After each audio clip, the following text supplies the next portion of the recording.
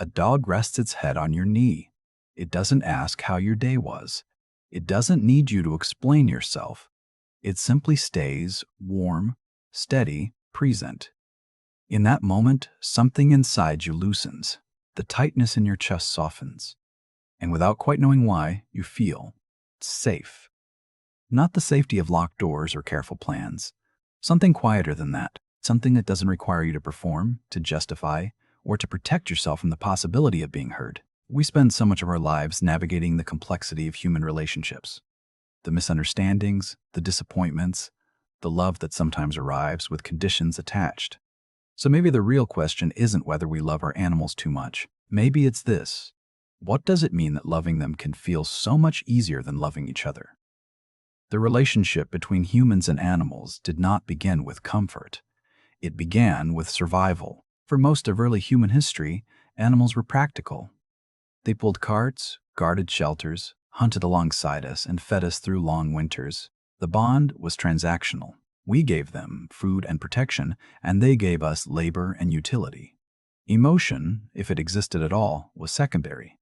Survival came first. But somewhere along the way, something shifted.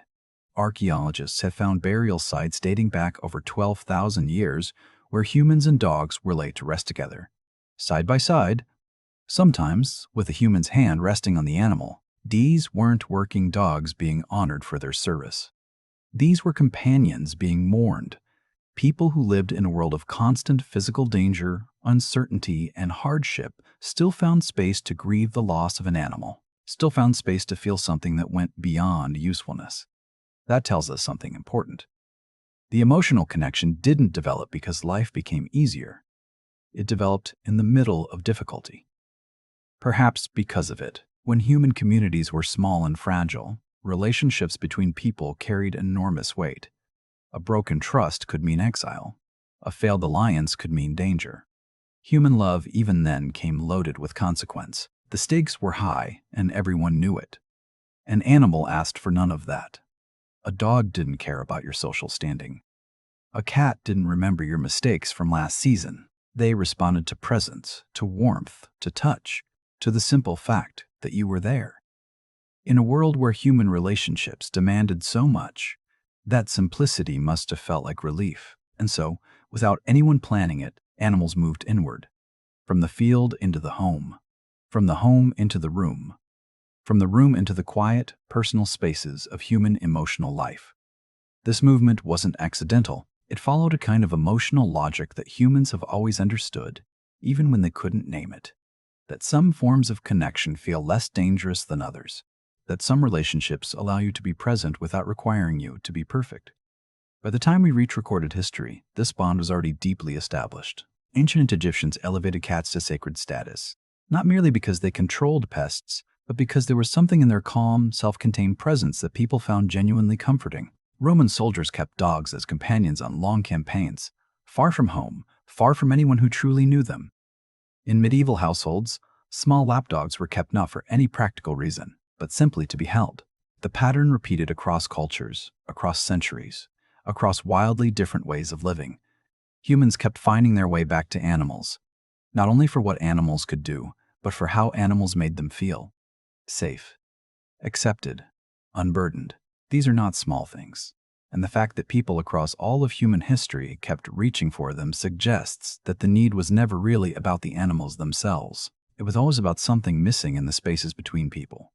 Understand why animal love feels safe. We have to look at how it actually works, at the quiet structure underneath it. Human relationships operate on a kind of invisible exchange.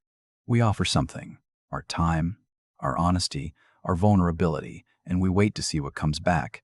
Sometimes what comes back is warmth and understanding. Sometimes it is distance, or judgment, or silence that lasts longer than we expected. We learn over time to read the signals, to adjust ourselves, to protect the parts of us that have been hurt before. This is not a flaw in human connection. It is simply what intimacy between people requires. But it is also exhausting, and it carries risk. Animal love is structured differently. When you come home to a dog, the response is the same whether you had a triumphant day or a humiliating one. The animal doesn't know the difference, and more importantly, it doesn't care. There is no adjustment period, no atmosphere to read, no careful words chosen to avoid a reaction. The greeting is full, and it is unconditional, and it costs you nothing to receive it. Psychologists call this non-evaluative presence, the experience of being with another living being who places no judgment on your worth. Research has shown that simply being near a calm animal can lower cortisol levels, slow heart rate, and reduce the physiological markers of stress within minutes.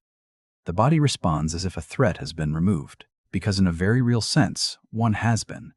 The threat of being found lacking, the threat of being misunderstood, the threat of loving someone and discovering quietly that they see you differently than you hoped. Animals remove all of that from the equation. A woman who had gone through a painful divorce once described the first months of her recovery. She said that the hardest part wasn't the loneliness. It was the way she had started to distrust her own instincts about people. She couldn't tell anymore what was real and what she was projecting. But her cat, she said, was always readable, always honest. When it wanted closeness, it came. When it didn't, it left. No hidden meaning, no lingering resentment. She said that living with that kind of clarity helped her remember what straightforward connection actually felt like. That story points to something important about why the system forms. It isn't just that animals are gentle, it's that they are consistent. And consistency, for people who have been hurt by its absence in human relationships, can feel like the most profound form of safety available. Over time, this creates a kind of emotional shortcut. The nervous system learns that this particular relationship, the one with the animal, does not require defense. Gradually, a person can relax into it in a way that takes much longer and much more courage to achieve with another human being. The system doesn't form because people are choosing animals over people. It forms because animals offer something specific, something immediate, something that the complicated architecture of human love sometimes struggles to provide: steadiness, presence. The simple, wordless message, "You are enough, exactly as you are." But here is where the story becomes harder to tell. Because safety, when it becomes the only thing we seek, can quietly become a wall. And walls don't only keep pain out. They keep everything out. There is a moment, not dramatic, not always visible, when comfort shifts into avoidance, when the warmth of an animal's presence stops being a place to rest and starts being a place to hide. The line between the two is thin, and most people cross it without realizing they have moved at all. It usually doesn't begin with a decision. It begins with a pattern, a difficult conversation that gets postponed because the evening feels too peaceful to disturb. A friendship that slowly thins because the effort of maintaining it starts to feel heavier than the return. A romantic relationship that never quite deepens because some old unnamed caution keeps pulling back just before the moment of real vulnerability. And through all of it, the animal remains. Constant, uncomplicated, asking nothing difficult. A man in his late 30s once admitted, carefully, that he had started to notice something uncomfortable about himself. He loved his dog deeply, genuinely, without question, but he had also started to realize that he used his dog as a reason not to stay out late, a reason not to let people in too far, a reason, he said slowly, not to need anyone in a way that could hurt him. The dog wasn't the problem. The dog was never the problem. The dog was simply the shape that his self-protection had taken. This is the hidden cost that rarely gets spoken about. Not that animal love is wrong. Not that it is lesser, but that it can, in certain quiet ways, allow us to feel connected without ever fully accepting the risk that real human connection requires. We get the warmth without the exposure, the closeness without the uncertainty, the feeling of being loved without the terrifying openness of being truly known by another person. And the deeper irony is this: the very things that make animal love feel safe, its consistency, its lack of judgment, its unconditional quality, are the things that human love, at its best, also tries to offer. We are not drawn to animals because we want something inhuman. We are drawn to them because they give us, reliably and without conditions, the thing we most hope for from each other and most fear we will not find. The animal becomes a mirror, not of what we have, but of what we are still waiting to believe is possible between people.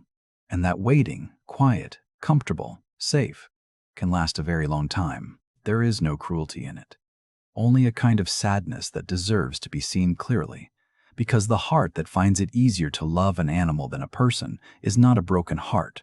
It is, almost always, a careful one. A heart that has learned, through experience, to measure the distance between hope and hurt, and to stay, for now, on the side that doesn't bleed. We live in a world that has made peace with this, quietly and collectively. Pet ownership numbers have climbed steadily across the developed world for decades. In the United States alone, more than 66% of households now include at least one pet, a figure that has nearly doubled since the 1980s. In Japan, South Korea, and across much of Western Europe, the pattern is the same: more animals, smaller families, more people living alone. The numbers don't explain each other, but they rhyme in a way that is difficult to ignore. The language has shifted too. We no longer simply own pets. We are their parents. We plan their birthdays, include them in family photographs, list them as the reason we make certain life decisions: where to live, whether to travel, how to structure a day. The emotional vocabulary around animals has expanded to match the emotional weight we are placing on these relationships. And then came the formal recognition. Emotional support animals. Therapy dogs in hospitals, universities, and airports. Animal-assisted intervention programs now used in settings ranging from schools to prisons to trauma recovery centers.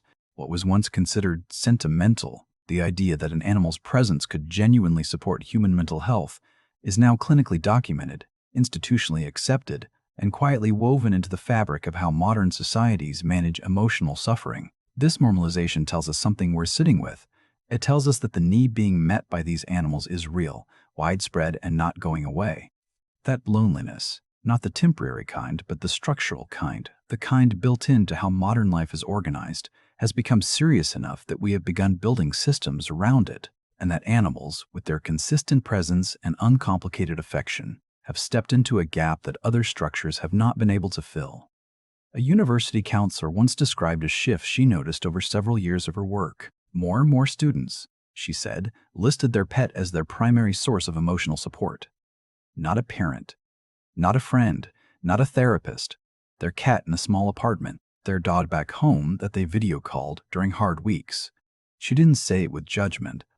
She said it with the particular tiredness of someone watching a symptom and understanding exactly what it means, because that is what this is, in part. A symptom, not of weakness, and not of something wrong with the people involved, but of a broader human loneliness that has grown large enough to become visible in the patterns of how we love.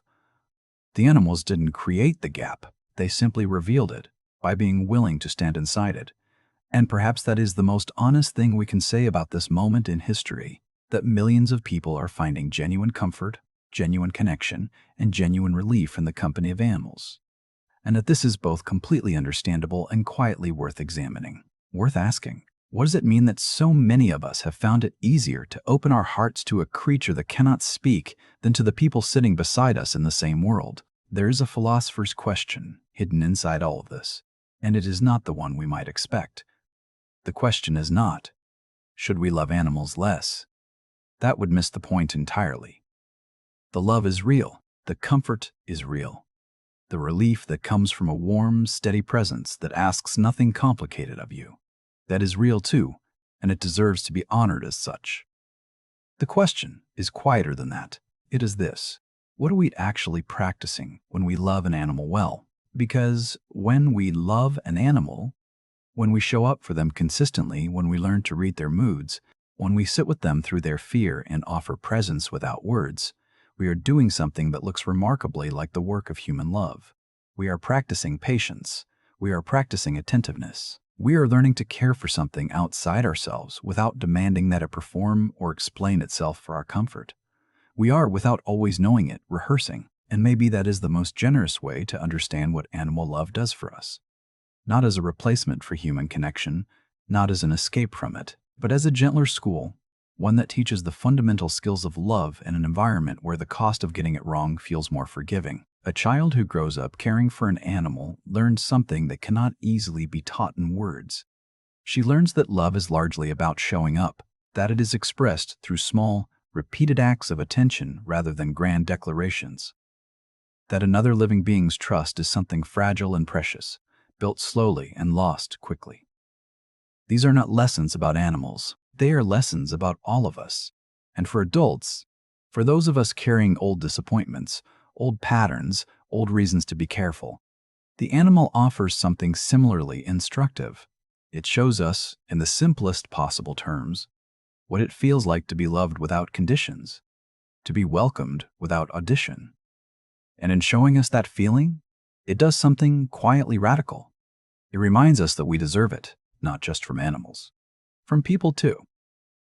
This is perhaps what gets lost when we frame animal attachment only as avoidance, only as a symptom, only as a sign of something missing, because while all of that can be true, it is not the whole truth. The whole truth is more tender than that. A person who has learned to love an animal deeply has not closed their heart. They have, in some essential way, kept it open in the one direction that still felt possible. And an open heart, even a careful one, even a hurt one, is always closer to connection than a closed one. The path back toward people does not require us to love animals less. It requires us to take what we have learned in that safer space, the patience, the presence, the willingness to stay and carry it, slowly and with courage, into the harder territory of human relationship, where things can go wrong, where we can be misunderstood, where love sometimes arrives imperfect and still means everything. The dog resting its head on your knee is not asking you to give up on people. It is simply showing you, in the most wordless way possible, what you are still capable of, what you have never stopped being capable of. And that, my friends, is not a small thing. That is everything. Until next time, my friends, sleep well and stay curious.